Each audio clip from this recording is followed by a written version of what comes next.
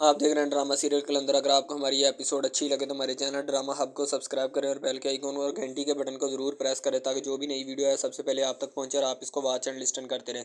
तबरेज दुर्योधन को अपने पास बुलाता है उससे मोहब्बत का इजहार करने के लिए। दुर्योधन भागी आती है कि हो तबरेज ने भी उसे बुलाया क्योंकि उसकी ज़िंदगी का हसीन लम्हा होता है।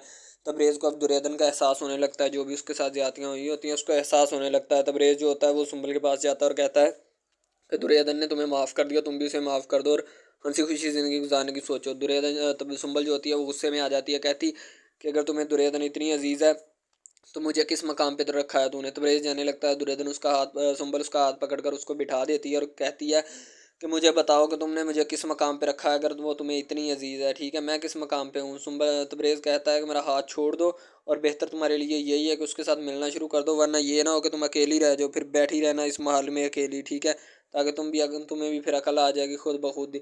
तबरेज़ जो होता है वो दुर्योधन और तबरेज़ काफ़ी परेशान हो जाता है कि ये क्या हो गया। ठीक है, दूसरी तरफ दुर्योधन ये बातें सुन लेती है और तबरेज़ से और दुर्योधन वहाँ से निकल आती है क्योंकि दुर्योधन का वहाँ से जाना ही मुनासिब होता है। अब सुंबल जो होती है ना वो उसको समझा रहा होता है तबरेज़ कहता है कि इस तन्हाई और खुद साख्तगी से बाहर आओ वरना अकेली रह जाओगी, कोई भी तुम्हें मुँह नहीं लगाएगा। ठीक है, इसीलिए मैं तुम्हें कहता हूँ कि बाहर आ जाओ इस सब मामले से। दूसरी तरफ जो होती है ना सुंबल व्हील चेयर पर बैठी होती है, तबरेज़ का हाथ पकड़ती है, उसका वालिद जो होता है उसको दिलासा दे रहा होता है। अब जो तबरेज़ होता है ना वो उसका हाथ ऐसे फेंक देता है, झटक देता है दूसरी तरफ, कहता है कि तुम अकेली रह जाओगी, अगर खुद ऐसे ही खुद परस्ती की ज़िंदगी गुजारती रही तो तुम अकेली रह जाओगी, कोई भी तुम्हें मुंह नहीं लगाएगा। तबरेज़ उसको खूब डांटता है और कहता है कि छोड़ दो ये सब हरकतें।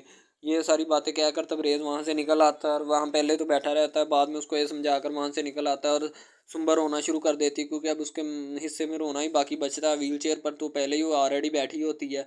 तबरेज़ उसको ये सारी बातें समझा देता है। दूसरी तरफ सुंबल का वालिद जो होता है ना वो दुर्योधन के सर पे शफ़क़त वाला हाथ रखता है क्योंकि उसके साथ बहुत ज़्यादा ज़्यादतियाँ हुई होती हैं। ठीक है, सुंबल जो है वो रोना शुरू कर देती है, पहले तबरेज़ पे गुस्सा करती है, बाद में उसको रोना आ जाता है इनकी सारी बातें सुनकर। ठीक है, वो बातें सुनाता है। दूसरी तरफ सुंबल का वालिद जो होता है वो दुर्योधन के सर पे हाथ रखता है और कहता है कि तुम्हारे साथ बहुत ज़्यादतियाँ हुई, मैं वादा करता हूँ जब तक मैं हूँ अब तुम्हारे साथ कोई ज़्यादती नहीं होने दूंगा, तुम्हें पूरा हक अदा करूँगा। दुर्योधन जो होती है वो सुंबल का बच्चा उठाए कभी बच्ची उठाए कभी इधर फिरती है कभी उधर फिरती है और वो अपने हाथ ऐसे देख रही होती है जैसे किसी यतीम ने फेंके हो। दुर्योधन के ऊपर शफकत का हाथ रखा जाता है, उसे दिलासा भी दिया जाता है कि अब तुम्हें कोई नहीं कर सकता, ना कोई कर सकता है। सुंबल जो होती है वो व्हील चेयर पर बैठी रो रही होती है क्योंकि तबरेज़ ने उसके हाथ झटक दिए होते हैं और उसे समझाया भी होता है लेकिन वो समझना नहीं चाहती। दुर्योधन जो होती है वो थोड़ा ना उसके वालिद की बातें सुन के अपसेट होती है। वो कहता है कि तुम्हारे साथ दुर्योधन बहुत ज़्यादा ज़्यादतियाँ हुई हैं। ठीक है, अब मैं ये ज़्यादती नहीं होने दूंगा, हरगिज़ तुम ही मेरी बेटी हो। ठीक है, वो दुर्योधन को समझा रहा होता है और उसके सर पे दुर्योधन हाथ फैला देती है कि अपनी बच्ची को यहाँ पे रख दो। ठीक है, वो ये बच्ची देखकर बहुत ज़्यादा खुश